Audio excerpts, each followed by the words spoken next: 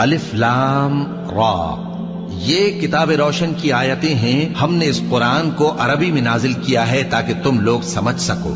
ए पैगंबर, हम इस कुरान के जरिए से जो हमने तुम्हारी तरफ भेजा है तुम्हें एक निहायत अच्छा किस्सा सुनाते हैं, और तुम इससे पहले बेखबर थे। जब यूसुफ ने अपने वालिद से कहा कि अब्बा, मैंने ख्वाब में 11 सितारों और सूरज और चांद को देखा है, देखता क्या हूं कि वो मुझे सजदा कर रहे हैं। उन्होंने कहा कि बेटा, अपने ख्वाब का जिक्र अपने भाइयों से न करना, नहीं तो वो तुम्हारे हक में कोई चाल चलेंगे। कुछ शक नहीं कि शैतान इंसान का खुला